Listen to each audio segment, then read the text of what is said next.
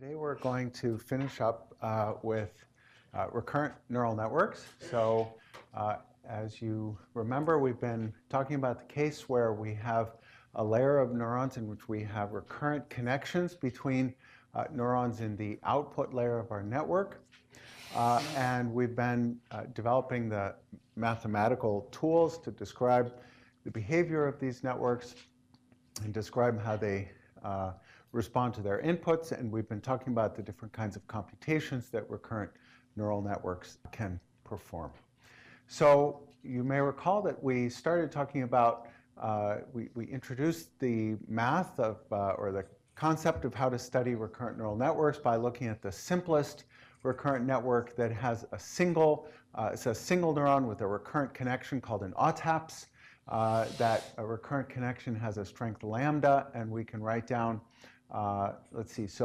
we can write down the equation for this, the response of this neuron without a recurrent connection as tau dv dt equals minus v. The minus v gives it's essentially a leak term, so that if you put input into the neuron, the response of the neuron jumps up and then decays exponentially in response to an input h.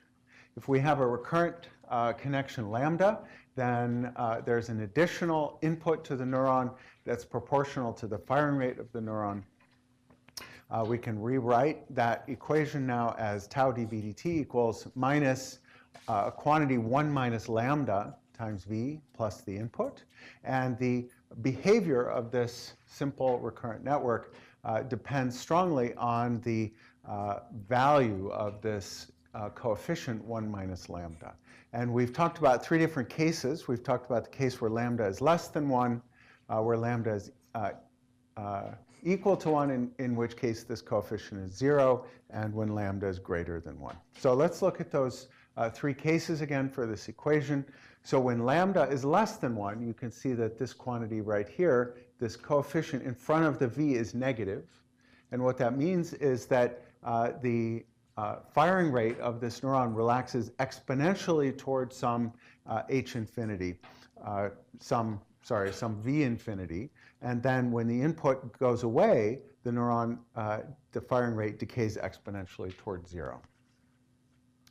Okay, so in the case where lambda is equal to 1, you can see that this coefficient is 0, and now that you can see that the derivative of the firing rate of the neuron is just equal to the input. And what that means is that the firing rate of the neuron essentially integrates the input, and you can see if you put a step input into this neuron with this recurrent connection of lambda equal 1, that the response of the neuron simply ramps up linearly, which corresponds to integrating that step input. And then when the input is turned off and goes back to 0, you can see that the firing rate of the neuron stays constant. And that's because the leak is exactly balanced by this excitatory recurrent input from the neuron onto itself.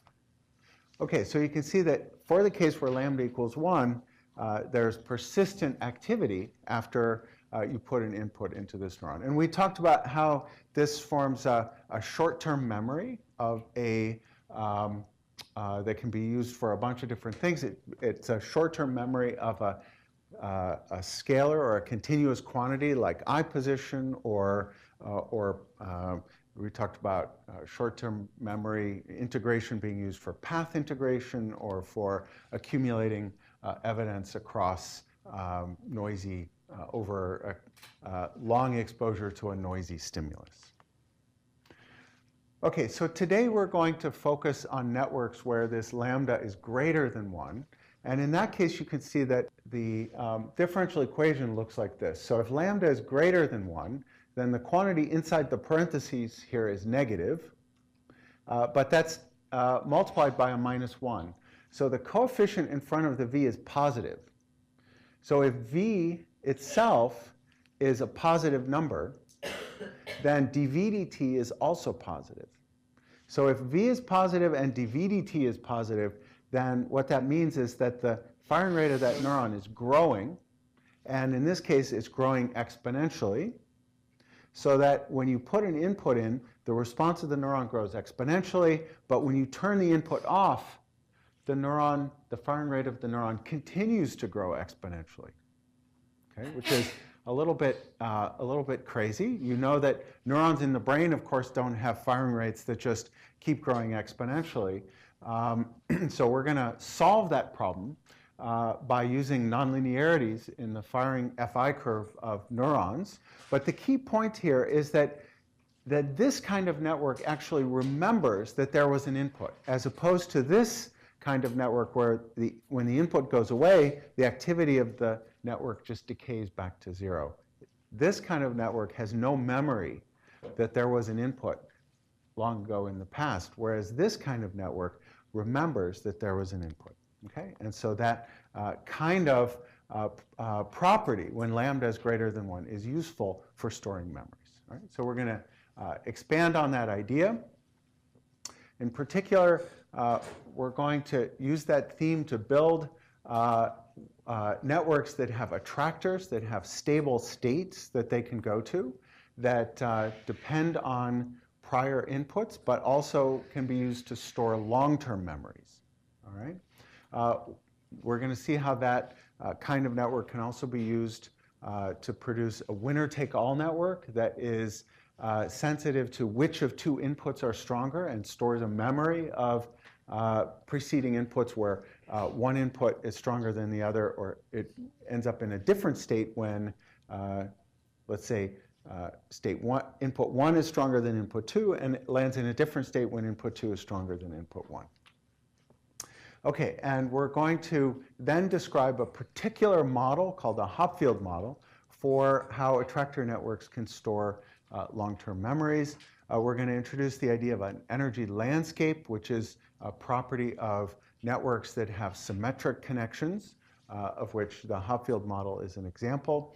And then we're going to end by talking about how many memories such a network can actually store, known as the capacity problem. Okay, so let's start with recurrent networks with lambda greater than 1. So let's start with our OTAPs. Let's put lambda equal to 2.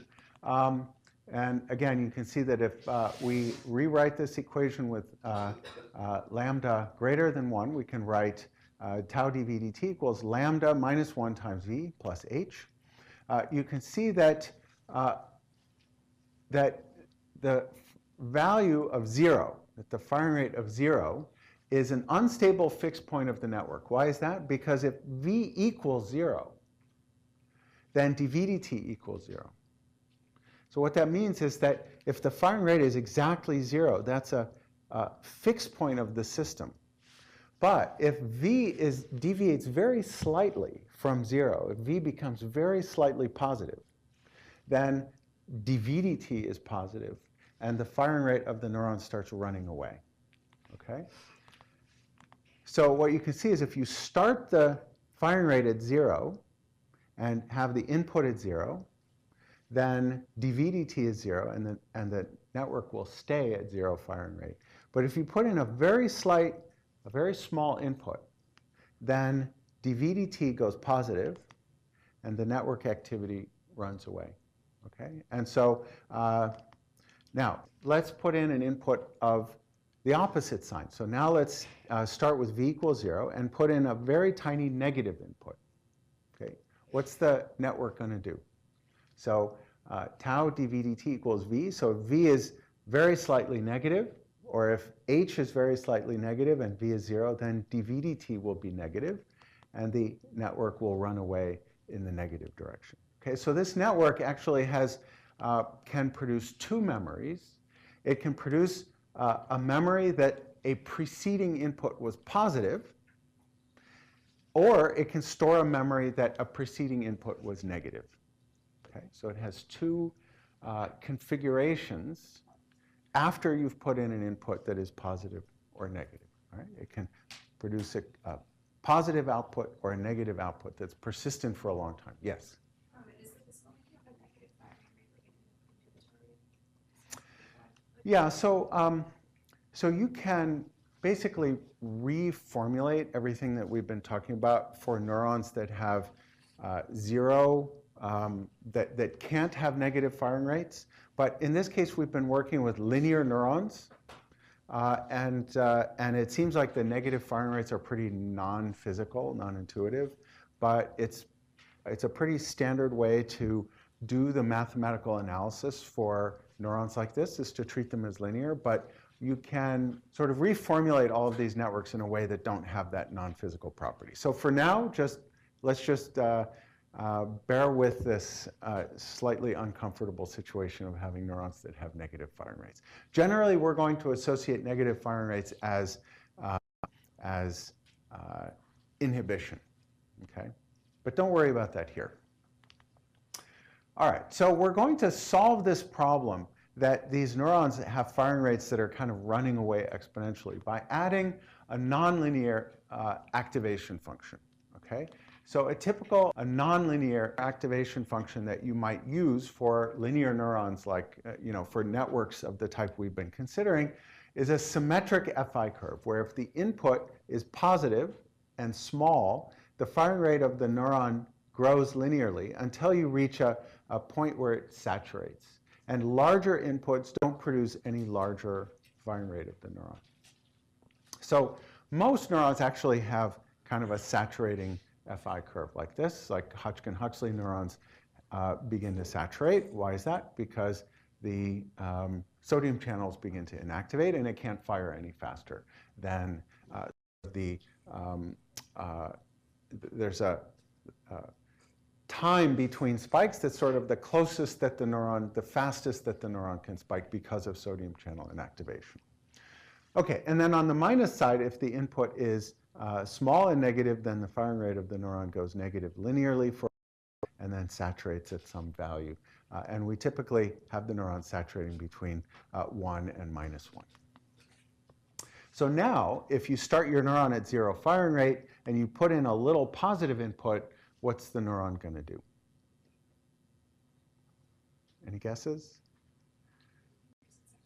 Yeah, it's going to start running up exponentially, but then it's going to saturate up here, and so the firing rate will run up and sit at 1.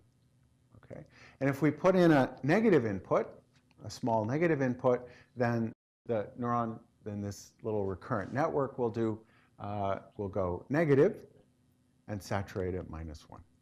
Okay, so you can see that this network actually has one unstable fixed point, where if it sits exactly at 0, it will stay at 0 until you give a little bit of input in either direction, and then the network will run up and sit at another fixed point here of 1. If you put in a big negative input, you can drive it to another fixed point, and these two are stable fixed points, because once they're in that state, if you give little perturbations to the network, it will deviate a little bit from that value.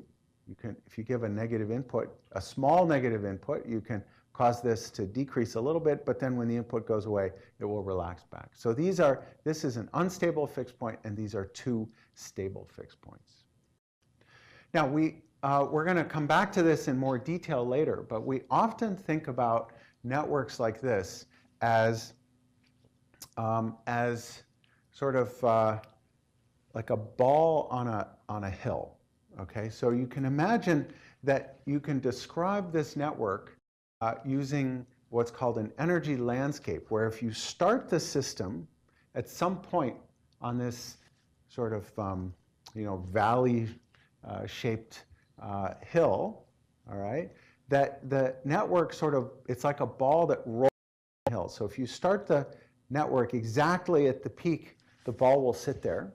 But if you give it a little bit of a nudge, it will roll downhill toward one of these stable points. Okay? If you start it slightly on the other side, it will roll this way. Okay? And those stable fixed points are called attractors. And this particular network has two attractors, one with a firing rate of 1 and one at a firing rate of -1. Yes, Apollonia. The stable fixed points on the top graph, where did you say they were? The stable fixed point is here, because if the system is in this state, you can give slight perturbations and the system returns to that fixed point. This is an unstable fixed point, because if you start the system there and give it a little nudge in either direction, the state runs away. Does that make sense? Yeah. Okay, any questions about that? Yes? How looks like the shape of the curve from those points determined based on like. Yep, so I'm going to come back to how you actually calculate this energy landscape more formally. Okay? There's a very, very precise mathematical definition of how you define this energy landscape. All right, so this was all for the case of one neuron. All right, so now let's extend it to the case of multiple neurons. So let's just take two neurons with an autopse. One of these autopses have a value, a strength of 2, and the other autopses have a strength of -2. So this one is recurrent and excitatory. This one is recurrent and inhibitory.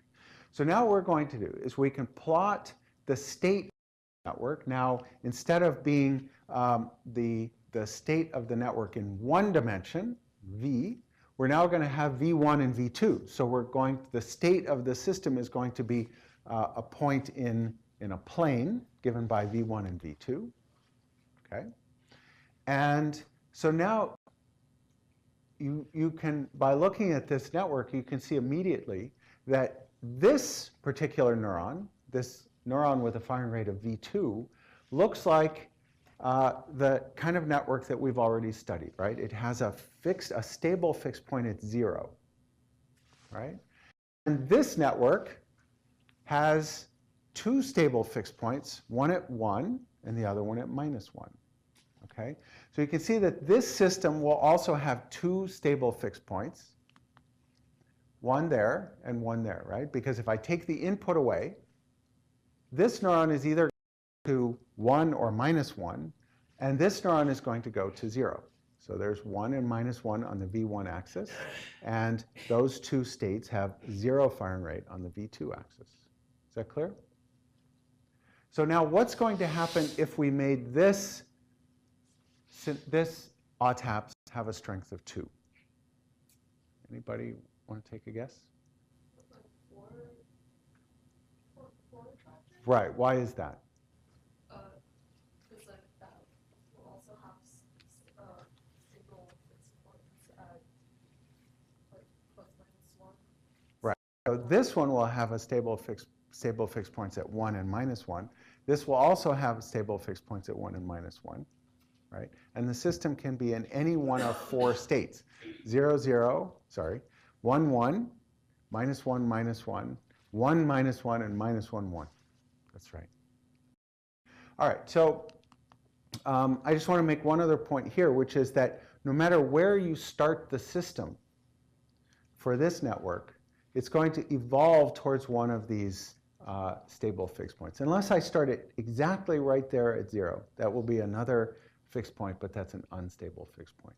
Okay, so this system will, no matter where I start the state of that system, other than that exact point right there, the network will evolve toward one of those two attractors. Okay, and that's why they're called attractors, because they attract the state of the system toward one of those 2 points.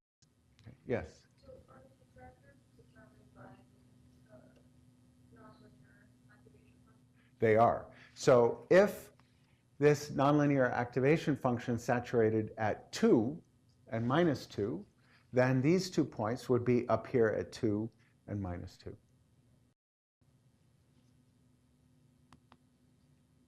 So you can see that this network has 2 eigenvalues, right? If we think of it as a linear network, this network has 2 eigenvalues. The connection matrix is given by a diagonal matrix with a 2 and a -2 along the diagonals, right?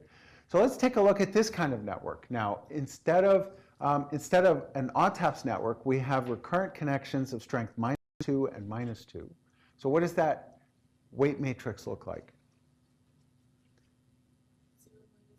0, -2, -2, 0, right? Well, what are the eigenvalues of this network? Anybody remember that? Right, it's A plus B and A minus B, right? And so the eigenvalues of this network are 0 plus -2 and 0 minus -2. So it's 2, and minus 2, right? So this network here will have exactly the same eigenvalues as this network. But what's going to be different? What are the eigenvectors? The 45 degrees. So the eigenvectors of this network are the x and y axes. The eigenvectors of this network are the 45-degree lines. So anybody want to take a guess as to what the stable states of this? It's just this network rotated by 45 degrees, right? So those are now the attractors of this network, right? And that makes sense, right? This neuron can be positive, but that's going to be strongly driving this neuron negative. But if this neuron is negative, that's going to be strongly driving this neuron positive, right? And so this network will want to sit out here on this line in this direction or in this direction. And because of the saturation, if there were no saturation, if this were a linear network, the activity of this neuron would just be running exponentially up these 45-degree lines. But because of the saturation, it gets stuck here at 1 minus 1. Or rather, yeah, minus 1, 1, or 1 minus 1.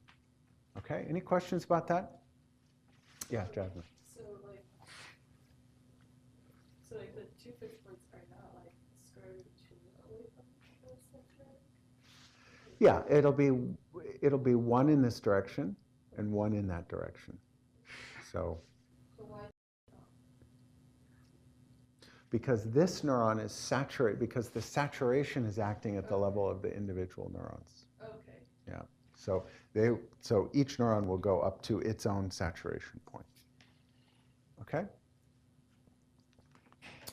All right. Okay, so this kind of network is actually pretty cool. This network can implement decision making. It can decide, for example, whether one input is bigger than the other. All right? So if we have an input, so let's start our network right here at this unstable fixed point. Right? We've carefully balanced the ball on top of the hill, and it just sits there. And now let's put an input that is in this direction h, so that it's slightly pointing to the right of this diagonal line. So what's going to happen? It's going to kick the state of the network up in this direction, right? But we've already discussed how if the network state is anywhere on this side of that line, it will evolve toward the fixed point. If the h is on the other side, it will kick the network unstable fixed point into this part of the state space, and then the network will evolve toward this fixed point. Okay? These half planes here, this region here, is called the attractor basin for this attractor. And on this side, it's called the attractor basin for that attractor. Okay? And you can see that this network will be very sensitive to whichever input, H1 or H2, is slightly larger. Okay?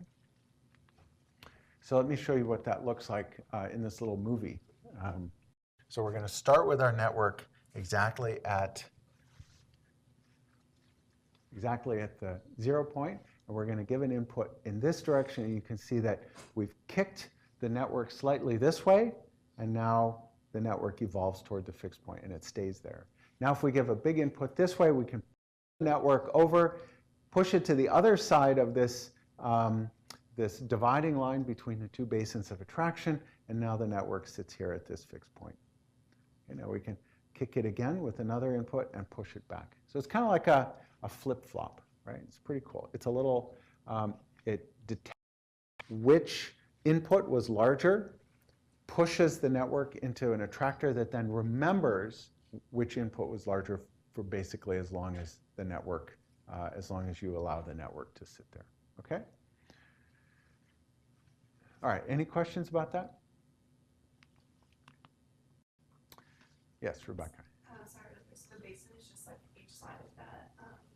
That's right. That's the basin of attraction for this attractor. If you start the network anywhere in this half plane, the network will evolve toward that attractor. Okay? And you can use that as a winner-take-all decision-making network by starting the network right there at 0. And small kicks in either direction will cause the network to relax into one of these attractors and maintain that memory. Okay. Now let's talk about a sort of a formal implementation of a system for producing memories, long-term memories. All right? And that's called the Hopfield model. And the Hopfield model is actually one of the best current models for understanding how memory systems like the hippocampus work. So the basic idea is that we have neurons in the hippocampus, in particular in the CA3 region of hippocampus, that have very prominent, a lot of recurrent connectivity between those neurons. All right? And so you have input from entorhinal cortex and from the dentate gyrus that sort of serve as the stimuli that come into that network and form and burn memories into that part of the network by changing the synaptic weights within that network, such that sometime later, when similar inputs come in, they can reactivate the memory in the hippocampus, and you recognize and remember that pattern of stimuli. Okay? All right, so we're going to, so an example of how this looks when you record neurons in the hippocampus looks like this. So here's a mouse or a rat with electrodes in its hippocampus. If you put it in a little arena like this, it will run around and explore for a while. You can record where the rat is in that arena, record from neurons, and measure when the neurons spike, and look at how the firing rate of those neurons relates to the position of the animal. So the black trace here shows all of the locations where the rat was when it was running around the maze, and the red dot where one of these neurons in CA3 of the hippocampus generated a spike. Okay, where the rat was when that neuron generates a spike, and those are shown with red dots here. Okay, and you can see that this neuron generates spiking when the animal is in a particular restricted region of the cage, of its environment. And different neurons show different localized regions. So these regions are called place fields because they are the places in the environment where the neuron spikes. Different neurons have different place fields. You can actually record from many of these neurons, and looking at the pattern of neurons that are spiking, you can actually figure out where the rat was or is at any given moment just by looking at which of these neurons is spiking. That's pretty obvious, right? If this neuron is spiking and this neuron isn't, all these other neurons, then the animal is going to be, you know that the animal is somewhere in that location right there. Okay? All right, so in a sense, the activity of these neurons reflects the animal remembering, or sort of remembering that it's in a particular location. It's in the cage, it looks at the walls of the environment, it sees, a little, they use like colored cards on the wall to give the animal cues as to where it is. So they look around and they say, oh yeah, I'm here in my environment, there's a red card there and a yellow card there, and that's where I am right now. Okay? All right, so that's the way you think about these hippocampal place fields as being like a memory. On top of that, the hippocampus, this part of the hippocampus is necessary for the actual formation of memories in a broader sense, not just spatial locations, but more generally in terms of life events. Right? For humans, the hippocampus is an essential part. It's an essential part of the brain for storing memories. All right, so let's come back to this idea of our recurrent network. And what we're going to do is we're going to start adding more and more neurons to our recurrent network. All right, so here's what the attractors look like for the case where we have one eigenvalue in the system that's greater than 1, another one that's less than 1.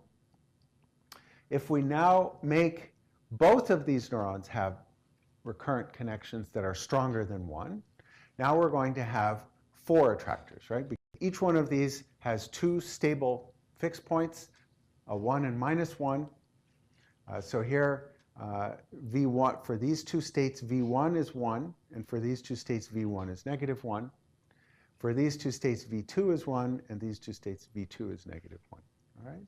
So you can see every time we add another neuron or another neuron to our network that has an AUTAPS, every time we add another neuron with another eigenvalue, we add more possible states of the network.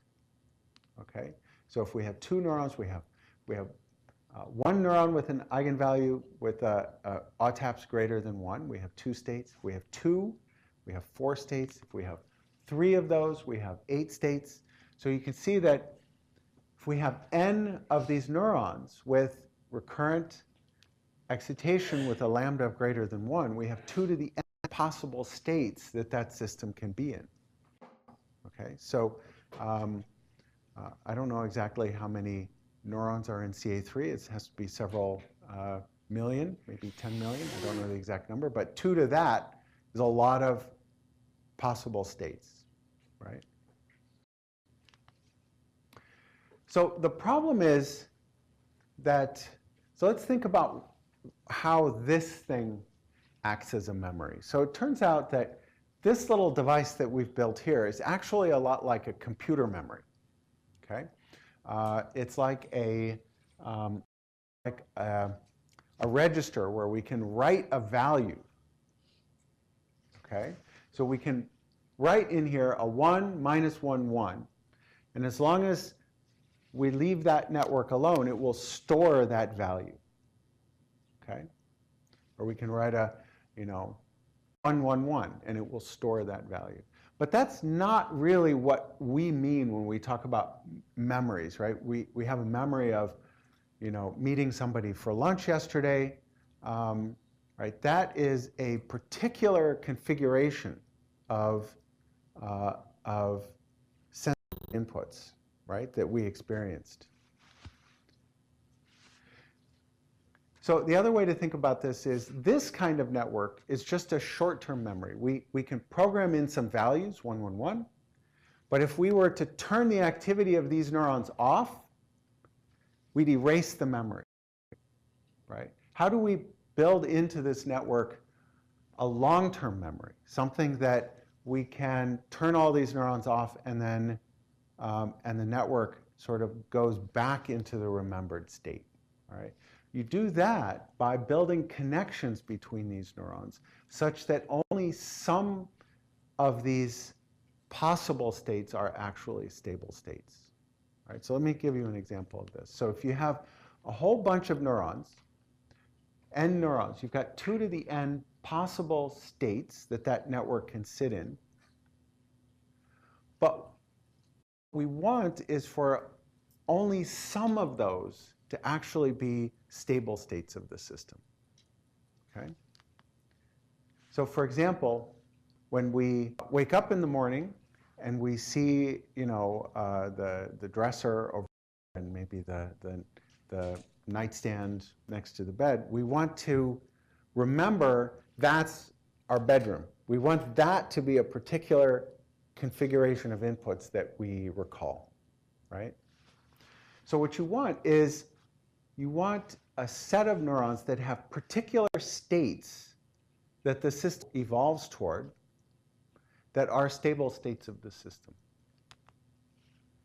So the way you do that is you take this network with recurrent AUTAPSes and you build cross connections between them that make particular of those possible states actual stable states of the system. We want to restrict the number of stable states in the system. So take a look at this network here. So here we have 2 neurons. You know that if you had between these of these neurons to themselves, there would be 4 possible stable states. But if we now build excitatory cross connections between those neurons, 2 of those states actually are no longer stable states. They become unstable. And only these 2 remain stable states of the system, remain attractors. Okay? If we put inhibitory connections between those neurons, then we can make these two states the attractors of the system. Okay? All right, does that make sense?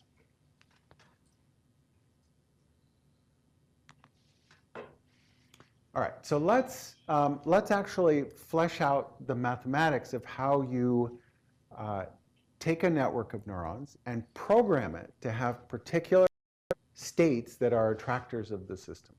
Right? So we've been using this kind of dynamical equation. We're going to simplify that. We're going to follow the construction that John Hopfield used when he analyzed these recurrent networks. And instead of writing down a continuous update, so that we update in the formulation we've been using, we update the firing rate of our neuron using this differential equation, we're going to simplify it by just writing down the state of the network at time t+1 that's a function of the state of the network at the previous time step. Okay, so we're going to discretize time. We're going to say v, the state of the network, the firing rates of all the neurons at time t+1, is just a function of a weight matrix that connects all the neurons times the state of the system, okay, times the firing rate vector. And then this is can also have an input into it. All right. All right. And here I'm just writing out exactly what that matrix multiplication looks like. It's the state of the ith network after we update the state of the network is just a sum over all of the inputs coming from all of the other neurons, all the j other neurons. Okay? And we're going to simplify our neuronal activation function to just make it into a binary threshold neuron. So if the input is positive, then the firing rate of the neuron will be positive. If the input is negative, the firing rate of the neuron will be -1. All right? And that's that's the sine function. It's 1 if x is greater than 0 and -1 if x is less than or equal to 0. All right, so our goal is to build a network that can store any memory we want, any pattern we want, and turn that into a stable state. So we're going to build a network that will evolve toward a particular pattern that we want. And C is just a pattern of ones and -1s, right? That describes the memory that we're building into the network. All right? So Xi is just a 1 or -1 for every neuron in the network. So Xi is 1 or -1 for the ith neuron. Okay, now we want Xi to be an attractor, right? We want to build a network such that Xi is an attractor. And what that means is that, what does building a network mean? When we say build a network, what are we actually doing? What is it here that we're actually trying to decide? Yep, which is?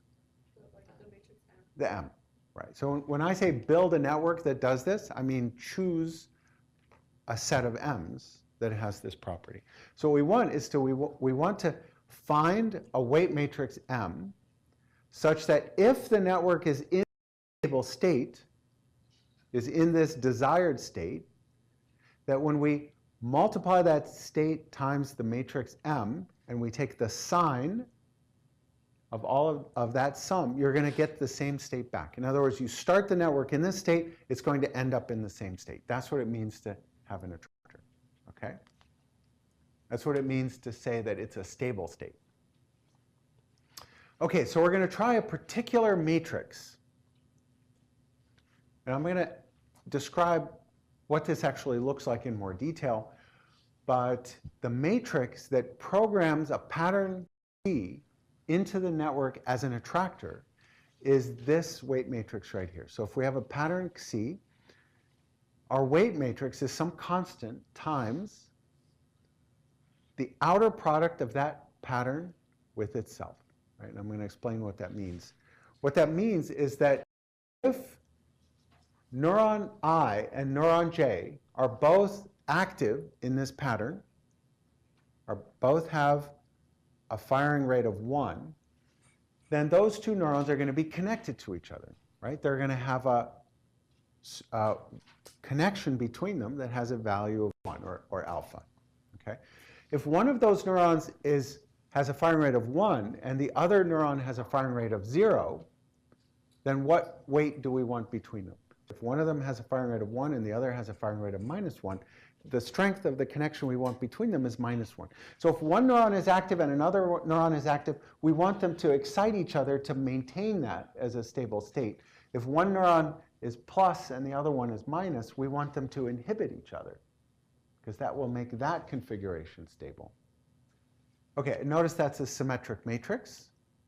So let's actually take our dynamical equation that says how we go from the state at time t to the state at time t plus 1, and put in this weight matrix and see whether this pattern Xi is actually a stable state. Okay, so let's do that. Let's take this M and stick it in there, substitute it in. Notice this is a sum over J, so we can pull the Xi out. And now you can see that V at t plus 1 is this, and it's the sine of A times Xi times the sum over J of Xj, Xj. Now what is that? Any idea what that is? So the elements of Xi are what? They're just ones or minuses. So Xj times Xj has to be 1. And we're summing over n neurons. So this sum has to have a value n. Okay? So you can see that the state at time t plus 1, if we start the network in one of these, in this stored state, is just this, sine of a n Xi, but a is positive, n is just a positive integer, number of neurons. So this has to equal Xi. Okay, so if we have this weight matrix, we start the network in that stored state, the state at the next time step will be the same state. So it's a stable fixed point. Okay? All right, so let's just go through an example. That is the prescription for programming a memory into a Hopfield network.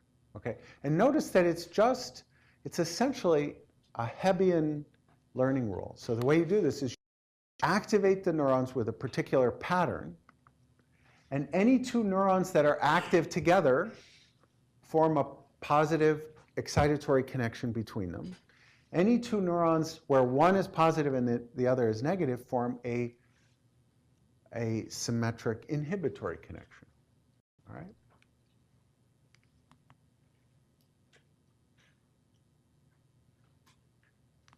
Okay.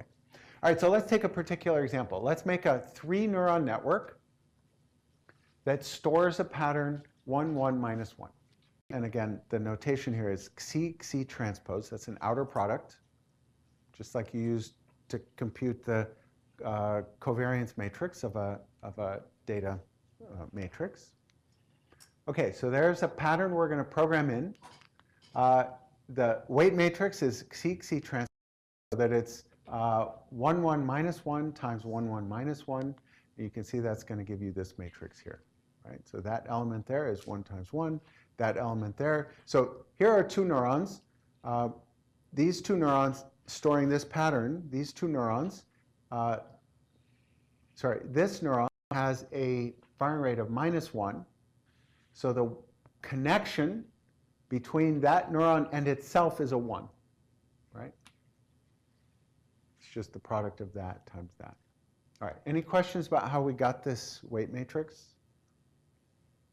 I think it's pretty forward. Okay, so is that a stable point? Let's just multiply it out. We take this vector and multiply it by this matrix. There's our stored pattern. There's our matrix that stores that pattern. And we're just going to multiply this out. You can see that 1 times 1 plus 1 times 1 plus -1 times -1 is 3. You just do that for each of the neurons. Take the sign of that, and you can see that that's just 1, 1, minus 1. So 1, 1, minus 1 is a stable fixed point. Now let's see if it's actually an attractor. So what it means when a state is an attractor, what that means is if we start the network at a state that's a little bit different from that and advance the network one time step, it will converge toward the attractor. So let's put in into our network that stores this pattern 1, 1, minus 1, let's put in a slightly different pattern and see what happens.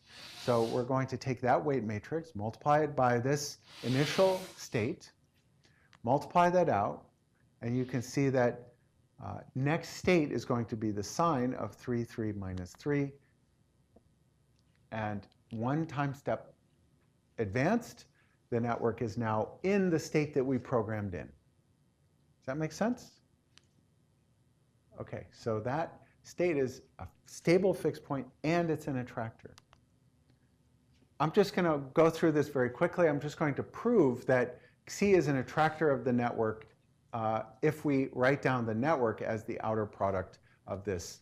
The matrix elements are the outer product of the stored state. Okay, so what we're going to do is we're going to calculate the total input onto the ith neuron if we start from an arbitrary state V.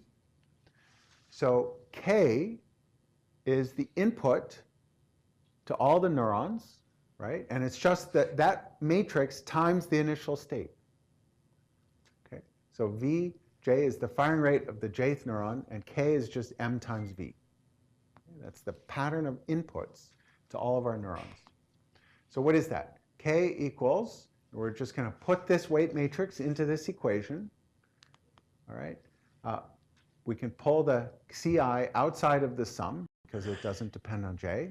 And the sum is over J. Now let's just write out this sum. Okay. Now you can see that if you start out with an initial state that has some number of neurons that have the correct sign, that are already overlapping with the and some number of neurons in that initial state don't overlap with the memorized state, we can write out this sum as two terms. We can write it as a sum over some of the neurons that are already in the correct state and a sum over neurons that are not in the correct state. Okay? So if these neurons in that initial state have the right sign, that means these two have the same sign. And so the sum over Xi j Vj for neurons where V has the right sign is just the number of neurons that has the correct sign. And this sum over incorrect neurons means these neurons have the opposite sign of the desired memory. And so those will be 1 and those will be minus 1, or those will be minus 1 and those will be 1. And so this will be minus the number of incorrect neurons.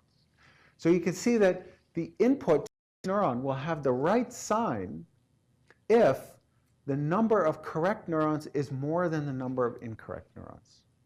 All right? So what that means is that if you program a pattern into this network, and then I drive an input into the network where most of the inputs if the input drives most of the neurons with the right sign, then the inputs will cause the network to evolve toward the memorized pattern in the next time step. Okay, so let me say that again because I felt like that didn't come out very clearly. We program a pattern into our network.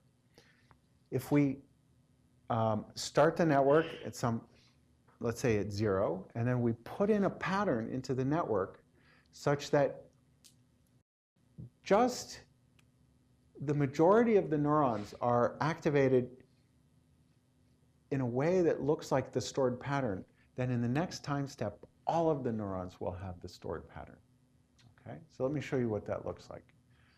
Actually, let me actually go ahead and show you.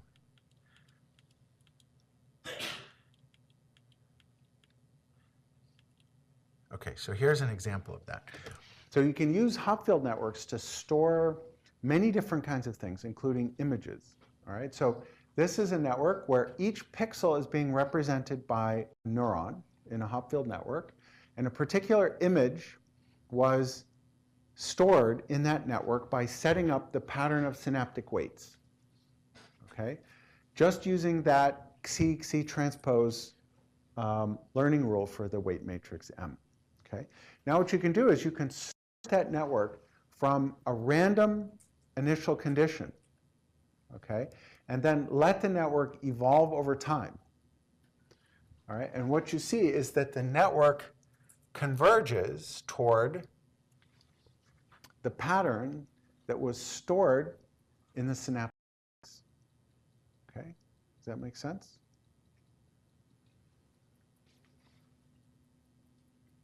Got that? So, so basically, as long as the initial pattern is has some overlap with the stored pattern, the network will evolve toward the stored pattern. Okay.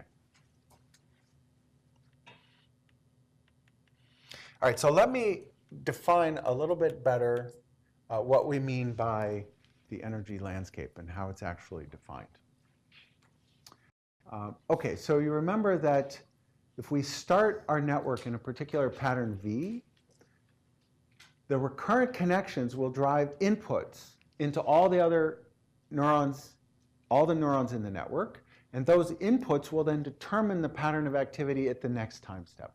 Okay, so if we have a state of the network V, the inputs to the network, to all the neurons in the network from the currently active neurons, is given by the connection matrix times V.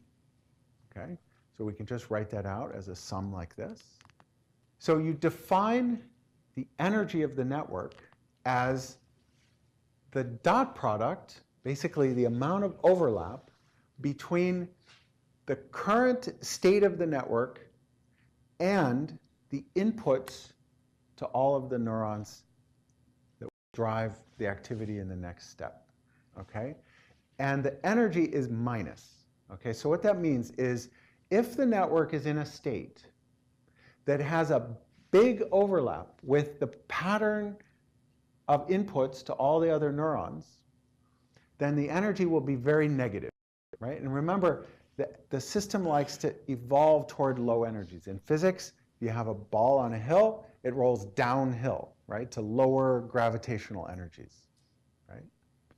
So you start the ball anywhere on the hill and it will roll downhill. So these networks do the same thing.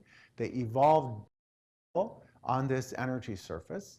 They evolve toward states that have a high overlap with the inputs that drive the next state. Does that make sense?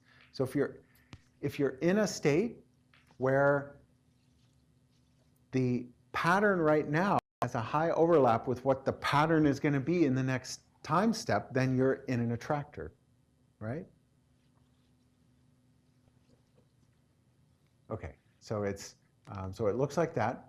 So this energy is just negative of the overlap of the current state of the network with the pattern of inputs to all the neurons. Yes, Rebecca. So there's this sense to say there's no overlap with like the weight matrix, since that's sort of like the goal of the next time step, and like it will evolve towards the matrix. Yeah, so the only difference is that the state of the network is this vector, right? And the weight matrix tells how that state will drive input into all the other neurons. Okay? And so if you're in a state that drives a pattern of inputs to all the neurons that looks exactly like the current state, then you're going to stay in that state, right? And so the energy is just defined as that dot product, the overlap of the current state, or the state that you're calculating the energy of, and the inputs to the network in the next time step. Okay? All right, so let me show you what that looks like. All right, and so the energy is lowest. Current state has a high overlap with the synaptic drive to the next step. Okay, so let's just take a look at this particular network here. Sorry, I've rewritten this dot product as, so K is just M times V. This dot product can just be written as V transpose times MV. okay? So that's the energy. Let's take a look at this matrix, this network here. 0, -2, -2, 0. So it's this mutually inhibitory network. You know that that inhibitory network has attractors that are here at -1, 1 and 1, -1. And so let's actually calculate the energy. So you can actually take these states, 1, -1, multiply it by that m, and then take the dot product with 1, -1, and do that for each one of those states, and write down the energy. You can see that the energy here is -1, the energy here is -1, and the energy here is 0. So if you start the network here at an energy 0, it's going to roll downhill to this state, okay? Or it can roll downhill to this state, depending on the initial condition, okay? So you can also think about the energy as a function of firing rates continuously. You can calculate that energy not just for these points on this grid. And what you see is that there's basically, in high dimensions, there are sort of valleys that describe the attractor basin of these different attractors, all right? And if you project that energy along an axis like this, you can see that you sort of let's say, take a slice through this energy function. You can see that this looks just like the energy surface, the energy function that we described before for the 1D attractor, okay? The single neuron with 2 attractors, right? This corresponds to a valley and a peak between them, okay? And then the energy gets big outside of that. Any questions about that? Yes, Shej. The scaling factor 1/2 is in this case, right? Or That's the general definition, -1/2 v dot k, okay? It actually doesn't really, this 1/2 doesn't really matter. It actually comes out of the derivative of something, as I recall. But a scaling factor doesn't matter. The network always evolves toward a minimum of the energy, and so this 1/2 could be anything, okay? All right, so the point is that starting the network anywhere with a sensory input, the system will evolve toward the nearest memory, okay? Okay, and I already showed you this. Okay, so now a very interesting question is how many memories can you actually store in a network? And there's a very simple way of calculating the capacity of the Hopfield network, and I'm just going to show you the outlines of it, and that actually gives us some insight into what kinds of memories you can store. Basically, the idea is that when you store memories in a network, you want the different memories to be as uncorrelated with each other as possible. You don't want to try to store memories that are very similar to each other. And you'll see why in a second when we look at the math. Okay, so let's say that we want to store multiple memories in our network, okay? So instead of just storing one pattern C, we want to store a bunch of different patterns C. And so let's say we're going to store P different patterns. So we have a parameter, variable mu, an index mu, addresses each of the different patterns we want to store. So we're going to store 0 to P patterns, P-1 patterns. So what we do, the way we do that is we compute the contribution to the weight matrix from each of those different patterns. So we calculate a weight matrix using the outer product for each of the patterns we want to store in the network. All right? And then we add all of those together. We're going to essentially sort of average together the network that we would make for each pattern separately. Right? Does that make sense? So there is the equation for the weight matrix that stores P different patterns in our memory. in our network. Okay, and that's how we got this kind of network here where we store multiple memories, all right? Okay, so let me just show you an example of what happens when you do that. So I found these nice videos online. So here is a representation of a network that stores a 5x5 array of pixels, okay? And this network was trained on these 3 different patterns, okay? And what this little demo shows is that if you start the network from different configurations here and then evolve the network, you start running it. That means you run the dynamic update for each neuron one at a time. And you can see how the system evolves over time. Okay, so this is a little GUI-based thing. You can flip the state and then run it. And you can see that if you change those, now I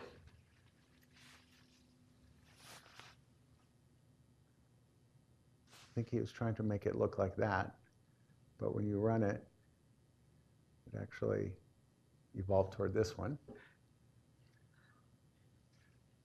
Now he's gonna really make it look like that, and you can see it evolves toward that one. Okay? All right, any questions about that? You can see it's stored 3 separate memories. You give it an input, and the network evolves toward whatever memory was closest to the input.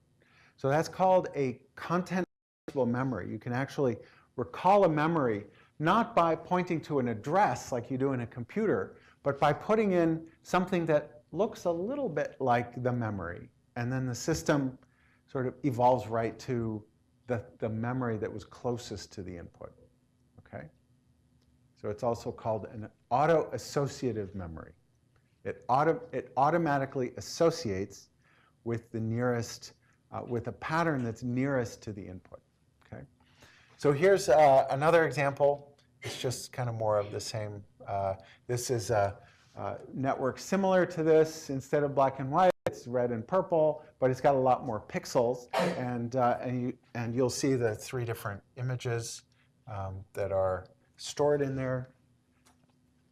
Okay, so a face, a world, and a penguin. So then what they're doing here is they add noise, and then you run the network, and it recovers one of the patterns that you stored in it. Okay.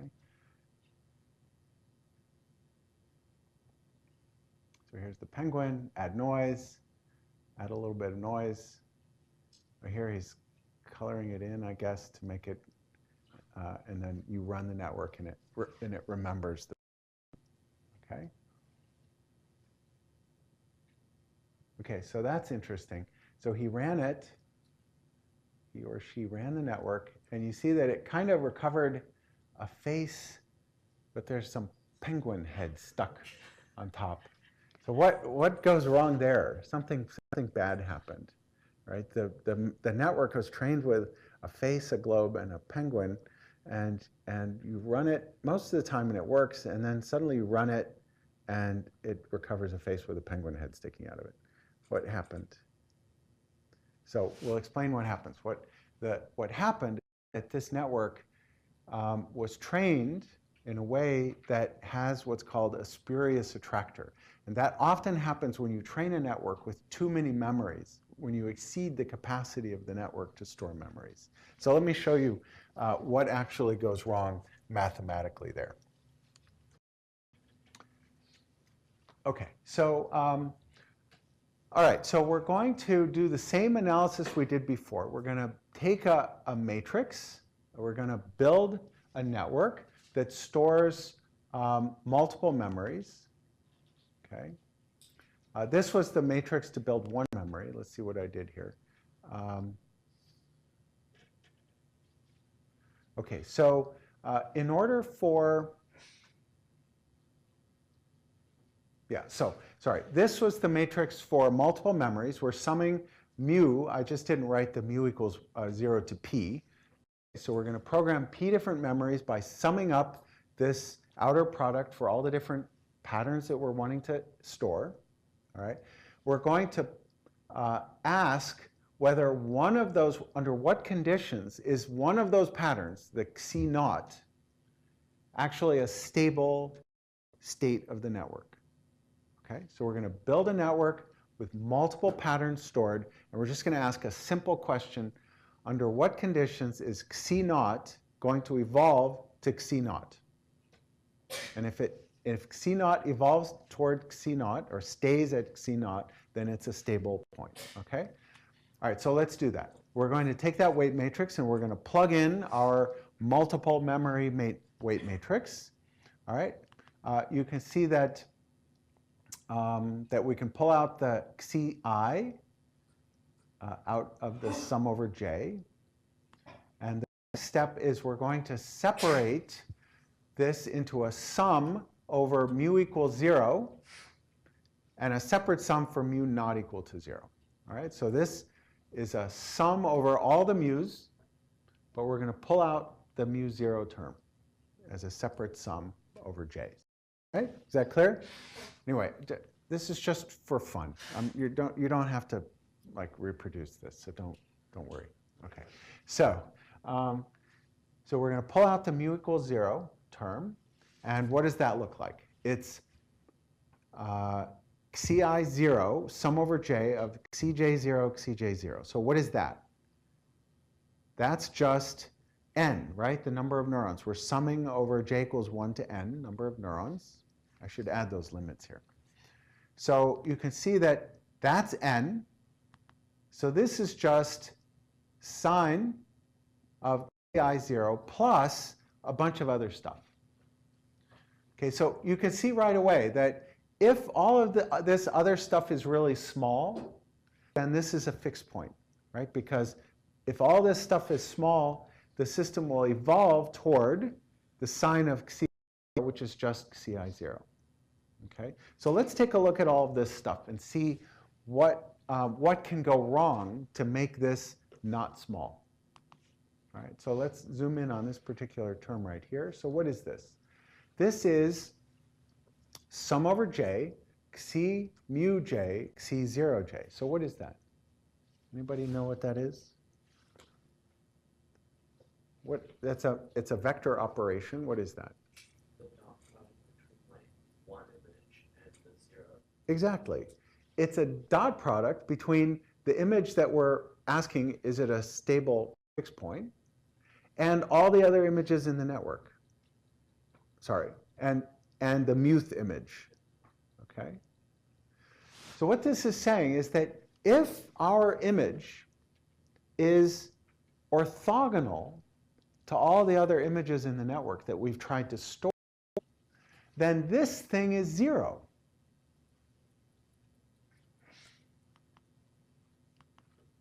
Okay, so this is referred to as crosstalk between the stored memories. So if our pattern Xi naught is orthogonal to all the other patterns, then it will be a fixed point.